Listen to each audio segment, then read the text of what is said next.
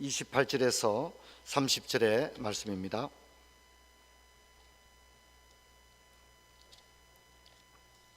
우리 자막에 있는 것 같이 한번 읽으면 좋겠습니다.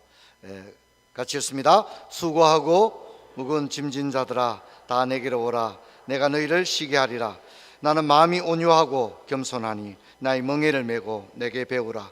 그리하면 너희 마음이 쉼을 얻으리니 이는 내 멍에는 쉽고 내 짐은 가벼움이라 하시니라. 아멘. 5월 달인데요, 오늘 여러분 대구 날씨가 31도까지 올라간다고 합니다. 굉장히 무더운 날씨인데 오늘 우리 교회 오셔서 진짜 마음이 시원하고 화창한 그런 행복한 하루가 되었으면 좋겠습니다. 여러분 어떠신가요? 사시는 거 어떠신지 모르겠습니다. 아마 대한민국에서 살면서 힘들다 그렇게 느끼지 않는 사람이 있을까 그렇게 생각합니다. 최근에 통계를 보니까 대구시 같은 경우에도 역대 1년 동안 문 닫은 식당 수가 가장 많다고 합니다. 역대 가장 많다고 합니다. 여러분 얼마나 힘이 들면 자신들의 사업을 다 이렇게 그만두겠습니까? 어린이들 또 노인들 젊은이들 모두가 다 힘듭니다. 젊은이들이 뭐 힘들겠냐 이러지만 아닙니다. 요즘 젊은이들이 참 힘들고 어렵습니다. 취업도 어렵고 결혼도 어렵습니다. 특히 대구는 좋은 일자리가 많지 않은 도시여서 실제로 많은 젊은이들이 타도시로 전출되는 그런 상황이 있습니다. 여러분 출산율도 참 낮습니다. 출산율이 낮다는 것은 우리 사회의 모습을 비춰주는 지표와도 같은 겁니다. 여러분 2012년도에 우리나라 출산율이 1.2명이었습니다. 나쁘지는 않았습니다.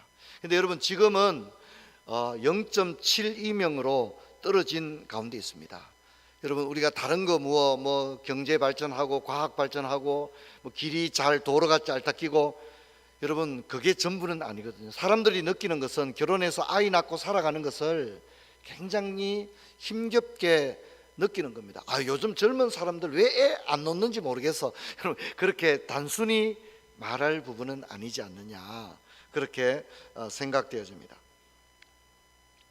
여러분 모든 현대인들이 또 건강에 어려움을 겪고 있습니다. 대한민국보다 이 의료 시스템이 잘 돼 있는 나라가 없다고 지금 그런 얘기 하거든요. 그죠? 그럼에도 불구하고 질병이 정복되었느냐? 그렇지는 않습니다. 여러분 통계를 보면 국민의 3분의 1이 실제로 암을 앓게 된다고 합니다. 여러분 얼마나 많은 사람들이 건강에 어려움을 겪습니까? 노령화의 문제도 보통 심각한 문제가 아닙니다. 모든 사람이 요양원에서 죽는 겁니다. 고독사도 늘어나고 있어서 그게 일본만의 문제가 아니고 이제 우리나라에도 고독사가 1년에 2,500건 이상이 보고가 되고 있다고 합니다. 산부인과에서 태어나서 이제 죽을 때는 요양원에서 죽게 되는 그런 시대입니다. 아마 거의 모든 젊은 사람이나 중년이나 여기 연세가 드신 어르신이나 다 마음은 다 똑같을 겁니다.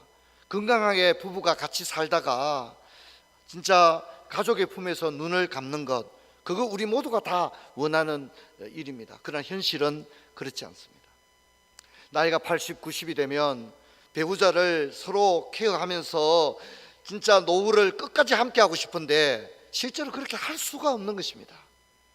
그래서 배우자 중 한 사람은 도저히 서로가 서로를 케어할 수 있는 건강의 상태가 되지 않아서 어쩔 수 없이 배우자 중 한 사람은 먼저 요양원에 가게 되고 또 그렇게 인생의 마지막을 맞게 되는 그런 시대입니다. 여러분 오늘 우리 시대가 어떻습니까? 진짜 도로도 잘 닦이고 전화 한 통이면 배달되고 맞습니다. 틀린 말이 아닙니다. 하지만 그렇다고 해서 우리가 진짜 행복하냐? 냉정하게 우리 자신을 돌아보면 진짜 행복해. 예전에 할아버지 할머니 진짜 갓 쓰시고 고추 농사 지으시고 그때 비해서 진짜 우리는 지금 너무 행복해. 여러분 어떻습니까? 경제적으로 나아진 건 사실이죠. 문화적으로 발전한 건 사실이죠. 그러나 우리가 예전 어르신들보다 우리가 지금 훨씬 더 행복해. 옛날 보리밥 먹고 살 때보다 연탄 보일러 뗄 때보다 우리가 아마 한 3배는 더 행복할 걸. 우리가 여러분 그렇게 말할 수 있나요, 없나요? 이때는 찬양대가 좀 도와주셔야 됩니다. 그렇게 말할 수 있나요, 없나요? 없습니다. 아마 아무도 그렇게 이야기하지 않을 겁니다. 예전에는 사는 게 힘들었죠. 여기 계신 분들도 농사 지을 때 여러분 다 사람 손으로 해야 했지 않습니까? 그렇죠? 일일이 못 심고 사람 손이 안 가면 안 되지 않습니까? 그러나 요즘 모든 게 기계가 되었습니다. 예전에 이사 간다 그래도 여러분 이삿짐 센터가 어디 있습니까? 이삿짐 센터가 일일이 짐을 싸서 엘리베이터로 내려가지고, 그렇죠? 그거 다 손수 이사했지 않습니까? 예전에 돌잔치, 칠순잔치 식당에 가서 하는 게 어디 있었습니까? 다 집에서 음식 준비하고 그렇게 안 했습니까? 여러분 그에 비하면 지금 사는 우리 생활이 편리해진 건 사실입니다. 그렇죠? 분명히 편리해졌습니다. 상상 아마 2배, 3배, 어쩌면 10배 더 편리해졌습니다. 하지만 우리 삶이 진짜 우리가 행복해. 할아버지, 할머니, 예전 삼촌, 고모들 사실 때보다 진짜 우리는 너무너무 행복해. 아마 거기에는 우리가 동의하기는 어려우실 것입니다. 여러분, 예수님이 공생애를 사셨던 1세기의 팔레스틴의 이스라엘의 상황도 오늘날 상황과는 별반 다르지 않았습니다. 사회적으로 시대적으로 굉장히 혼란했습니다. 나라는 로마의 식민지 상태에 있었고 로마는 고율의 이자를 거두어 갔습니다. 백성들은 먹을 것이 없었습니다. 그래서 실제로 5천 명이 모였는데 도시락을 싸온 것은 어린아이 1명뿐이었을 정도로 예수님이 천국 복음을 전하는 것도 중요했지만 당장 먹을 게 없으니까 예수님이 너무 마음이 아팠습니다. 그래서 어린아이 도시락을 축사하셔서 5천 명이 다 배불리 먹을 수, 고급 도시락을 먹은 게 아닙니다. 보리떡과 갈릴리 바다에서 잡히는 진짜 그 흔한 생선, 그것만이라도 다 배불리 먹을 수 있도록 예수님이 그렇게 했습니다.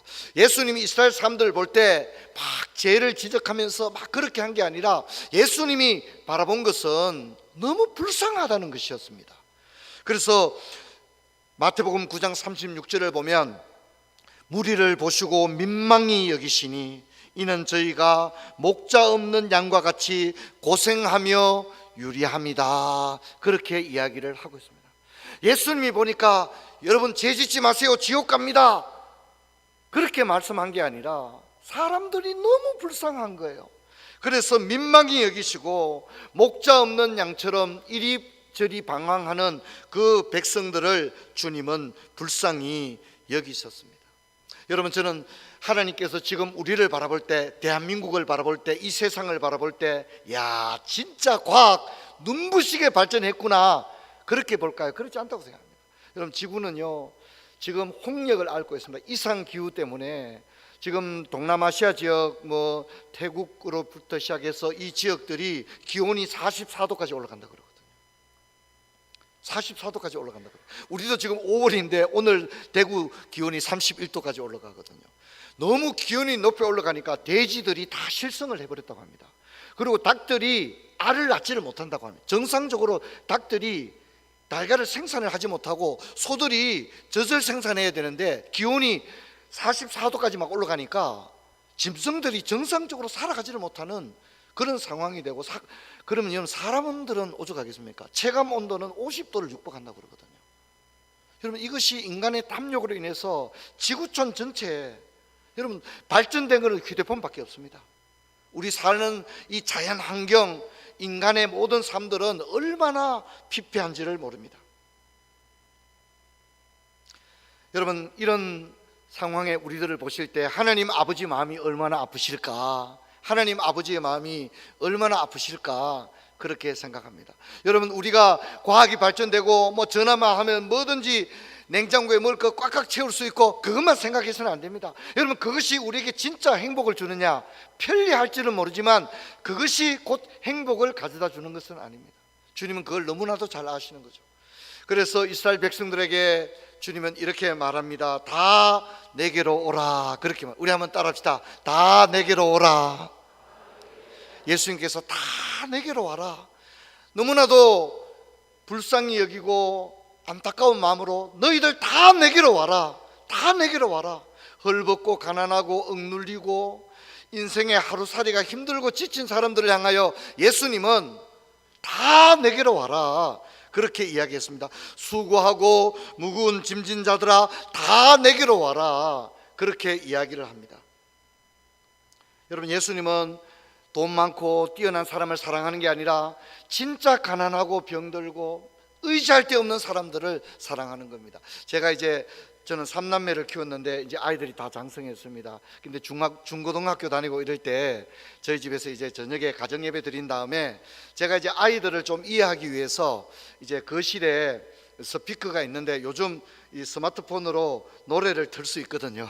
그래서 우리 아이들과 자기가 좋아하는 노래 하나씩 틀기, 이렇게 해서 아이들이 무슨 음악을 듣는지 제가 궁금해서 아이들과 함께 매주 저녁에는 이렇게 음악을, 아이들이 이제 스마트폰에서 음악을 이렇게 무선으로 보내면 음악이 나오거든요. 그렇게 해서 이제 들었는데, 그때 우리 아이들이 듣는 노래 중에 제가 자이언티라는 가수가 부르는 그 양화대교라는 노래를 들었는데 참 그게 공감이 되더라고요. 그 가사 중에 무슨 가사가 나오냐면, 여러분 한번 따라해 봅시다. 집에 있어도, 교회 오면 목사님 말도 한번 따라하면 나쁘지 않습니다.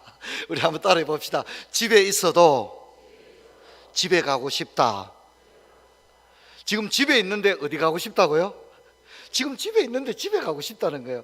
그래서 처음에 아이고, 세상에 무슨 이런 노래 가사가 다 있나 그렇게 생각했는데, 집에 있어도 편하지가 않다는 거죠. 집에 있어도 편하지가 않으니까 집에 오면 편해야 되는데, 집에 와서도 편하지 않으니까 집에 있어도 집에 가고 싶다. 어쩌면 저는 그 표현이 오늘 우리 현대인들의 마음을 표현해 주는 말이 아닌가 생각합니다. 여러분, 마음 편한 곳이 있습니까? 야, 내가 진짜 거기 가면 막 잠도 꿀잠을 자고 모든 근심을 다 잊어버리고, 야, 내 거기만 가면 내 병도 다 나을 것 같아. 여러분, 그런 것도 있습니까? 죄송하지만 세상 어디에도 그런 것이 없는 것입니다. 세상 어디에도 내 마음 편할 수 있는 장소가 없는 겁니다. 야, 나 이 사람 만나기만 하면 그냥 막 내 이야기 다 하고, 진짜 이 사람은 내 마음 알아주고, 내가 이 사람한테 이야기하면 내 병도 다 나을 것 같아. 여러분, 그런 사람 있습니까? 때로는요, 같이 사는 배우자도 진짜 남처럼 느껴질 때도 있는 것이거든요. 하지만 예수님은 우리에게 다 내게로 오라, 그렇게 이야기를 합니다. 여러분, 오늘 두 분의 간증도 들었습니다만 우리 사는 모습이 다 비슷합니다. 부모님 모시고 자식 놓고 세상 직장에서 진짜 살아남기 위해서 아둥바둥 애쓰고 살아가는 거, 우리 모습이 다 똑같습니다. 저 사람은 좀 낫겠지, 그런 거 없습니다. 우리 모두가 다 힘든 나그네 인생길을 살아가는 겁니다. 근데 여러분, 우리가 이렇게 힘들어도요, 진짜 그냥 계속 힘들기만 한 사람이 있고, 힘든데도 인생이 가슴 벅차고, 문제가 해결된 건 아니에요. 병이 난 것도 아니고 자식 문제가 해결된 것도 아니고 직장에도 늘 어려운 문제들 투성이에요. 그런데 그전에는 그냥 어려운 게 전부였어요. 삶이 항상 어려움이었어요. 그런데 인생의 참된 의미를 만나게 되면 힘든 건 다 해결된 건 아니지만, 산다고 하는 것이 왜 이렇게 가슴 벅차고, 산다고 하는 것이 이렇게 감사한 일이구나 하는 것을 느낄 수가 있습니다. 여러분, 잘 아는 록펠러라는 사람이 있습니다. 19세기 초에 그 미국에서 유전을 발견해서 이 기름으로 떼돈을 번 사람입니다. 근데 록펠러는 어렸을 때 너무 가난해서 어떻게든 돈을 벌어보겠다고 목표를 정했는데 돈만 바라보며 달려왔습니다. 그는 시절을 잘 만나서 33세 백만장자가 되었고, 43세는 세계에서 가장 큰 석유회사를 경영하게 되었고, 또 53세는 세계 최고의 갑부가 되었습니다. 근데 그가 최고의 갑부가 되었던 53세 악성 피부병에 걸렸습니다. 머리카락이 다 빠져버렸습니다. 눈썹이 다 빠져버렸습니다. 몸은 완전히 쇠약해서 최고 부자였는데, 최고 부자의 자리에 올랐는데, 정작에 자신은 악성 피부병에 걸려서 겨우 비스켓 한 조각과 우유 한 잔도 다 못 마시고 그저 몇 모금 정도만 마시는 그런 상태에 놓이게 되었고, 의사는 당신 원래 더 이상 못 살 것이다, 한 해를 못 넘기고 당신은 죽을 것이다. 그렇게 이야기했을 때 록펠러는 많은 생각을 했습니다. 내 인생이 여기서 끝나구나. 그러는 중에 그는 하나님을, 어릴 때 믿었던 하나님을 바라보게 되었고 교회에 나가서 신앙생활을 하게 되었습니다. 여러분, 뉴욕에 아시는 친구가 있거든 한번 물어보시기 바랍니다. 뉴욕은 수도세를 내지 않습니다. 하수도세는 냅니다. 왜 그러냐면 록펠러 재단에서 뉴욕 전체의 수도세를 록펠러 재단이 내겠다고 선언을 한 이상 하고 나서 지금까지도 여러분 뉴욕의 이 수도세, 상수도세는 록펠러 재단이 전액을 다 지불하고 있다고 합니다. 잘 살든 못 살든 록펠러 재단이 다 지불한다고 합니다. 록펠러가 많은 돈을 벌었지만 죽게 되었을 때 내가 뭐라도 해야 되겠다. 이 돈 내가 가져갈 것도 아니고, 그래서 할 수 있는 일들을 하나하나 했습니다. 먼저 뉴욕시에 살고 있는 모든 사람의 상수도세를 대신했는데 당시는 상수도세가 굉장히 비쌌다고 합니다. 하수도세는 얼마나 하는데 상수도세가 하도 비싸서 서민들이 이 수도세 내는 게 너무 힘들었다고 합니다. 근데 록펠러 재단이 뉴욕시 전체 수도세를 다 내어주게 되었다고 합니다. 록펠러 재단을 만들어서 이제 교회를 세우고 가난한 자들을 생활을 돕고 가난한 자들이 무료로 치료할 수 있는 병원을 세우고 또 미국뿐만 아니라 전 세계 학교를 세우고 이렇게 했다고 합니다. 그러면서 이제 나는 죽더라도 이 돈을 이런 데 늦었지만 써야 되겠다. 그렇게 하고 난 이후부터 그는 인생의 의미를 찾았습니다. 삶이 허무하게만은 느껴지지 않았습니다. 내가 번 돈, 많은 사람이 이렇게 기뻐하는 데 쓰니 자신의 마음도 기뻤고, 놀랍게도 그는 못하던 식사도 조금 더 하게 되었고 또 잠도 깊은 잠에 빠지게 되었습니다. 미워하던 사람도 하나 둘씩 없어지게 되었고 1년밖에 살 수 없었다는 그 진단이 무색할 정도로 53세 악성 피부병이 걸렸는데 그는, 록펠러는 99세까지 실제로 생존을 하면서 마음껏 좋은 일들을 하며 사는 사람이 되었다고 합니다. 여러분, 저는 오늘 제가 여러분들에게 무슨 어떤 좋은 이야기를 해줄 수 있을까요? 여러분, 우리의 삶의 문제는 평생을 두고도 벗을 수는 없겠지만 여러분, 어차피 나그네 인생길, 힘들고 어려운 일이 늘 내 앞에 닥치지만 그때마다 절망으로만 살아가는 인생이 아니라 희망으로 살 수 있는 저와 여러분 될 수 있기를 바랍니다. 그래서 예수님께서 다 내게로 오라 하신 다음에 그 다음에 뭐라고 말씀하시냐면, 우리 한번 따라합시다. 내가 너희를 쉬게 하리라. 내가 너희를 쉬게 하겠다고 했습니다. 다른 그 무엇이 우리를 쉬게 해주는 게 아닙니다. 세상의 돈도 멋진 저택도 우리를 쉬게 해주지 못합니다. 그런데 일시적인 휴식은 줄 수 있지만 쉼과 안식을 줄 수는 없습니다. 여러분, 우리에게 쉼과 안식을 줄 수 있는 분은 오직 예수님입니다. 여러분, 예수님은 우리를 사랑하셔서 자신의 전부를 주셨습니다. 하나님이 우리를 위해 하신 일은 요한복음 3장 16절을 보면 우리 죄를 위하여 자신의 독생자 예수님을 우리를 위해 대신 보내주시고 그 예수님이 십자가에서 피 흘려 돌아가셨다고 이야기합니다. 우리의 죄값을 하나님의 독생자 예수님이 이 땅에 오셔서 십자가에서 대신 다 치러 주신 것입니다. 여러분, 우리가 할 일은 뭡니까? 나를 위해 대신 십자가 지신 그 예수님을 내 마음의 주님으로 받아들이는 겁니다. 예수님, 나 같은 죄인을 위해서 대신 고난을 당하신 예수님, 이제 그 예수님을 내 마음의 주님으로 모시기를 원합니다. 이렇게 작정하는 것입니다. 여러분, 저는 오늘 이 시간에 어려운 설교하지 않겠습니다. 여러분, 우리 모두 다 죄인입니다. 의로운 사람이 하나님 앞에 한 명도 없었습니다. 그럼 우리가 착한 일 해서 천국 가겠습니까? 착한 일 많이 하면 우리가 지은 죄가 없어집니까? 그렇지 않습니다. 우리는 모두 죄인입니다. 하지만 우리를 위하여 대신 십자가 지시고 우리의 죄값을 치르신 예수님을 나의 주님으로 이제 마음에 모시기를 원합니다. 내가 아무것도 자랑할 것 없지만 예수님을 믿는 믿음 가운데 살아가기를 원합니다. 여러분, 예수님을 여러분의 주님으로 마음에 영접하시는 은혜가 이 시간 있기를 주의 이름으로 축원합니다. 그래서 교회에 오셨는데, 목사님 다 좋은데요, 내가 아직 준비가 안 되어 있습니다. 내가 조금 술도 못 끊었고 담배도 피웁니다. 괜찮습니다. 여러분, 우리도 다 그 습관들을 쉽게 내려놓기는 어렵습니다. 여러분, 그게 지금 문제가 아닙니다. 여러분, 나를 위해 대신 고난당하시고 십자가 지신 예수님, 다 내게로 오라 나를 부르고 계신데, 예수님 나도 되겠습니까? 나는 자격이 없는데 나 같은 사람도 괜찮습니까? 그렇습니다. 예수님은 모든 사람을 초청하십니다. 계시록 3장 20절에 보면 볼지어다 내가 문 밖에 서서 두드리노니 누구든지 내 음성을 듣고 문을 열면 내가 그에게로 들어가 그와 더불어 먹고 그는 나와 더불어 먹으리라고 했습니다. 목사님의 설교 말씀을 듣고, 그래, 나도 이 험한 세상에 살아가면서 하나님 사랑 좀 받아봤으면 좋겠다. 예수님 수고하고 무거운 짐진 자 다 내게로 오라 했는데 내 짐 예수님께 좀 맡겨야 되겠다. 예수님의 사랑 받아봐야 되겠다. 여러분, 이런 마음이 여러분 가운데 있게 되기를 바랍니다. 야, 교회에 내가 가면 헌금도 해야 될 텐데 어떻게 하나? 여러분, 그런 거 걱정하지 않으셔도 됩니다. 여러분, 내가 교회 가는데 잘 나갈 수 있을까? 여러분, 그거 걱정하지 않으셔도 됩니다. 이 시간에 여러분에게 소개한 이 예수님을 나의 주님으로 영접하는 그런 은혜가 여러분에게 있기를 주의 이름으로 축원합니다. 우리 528장 1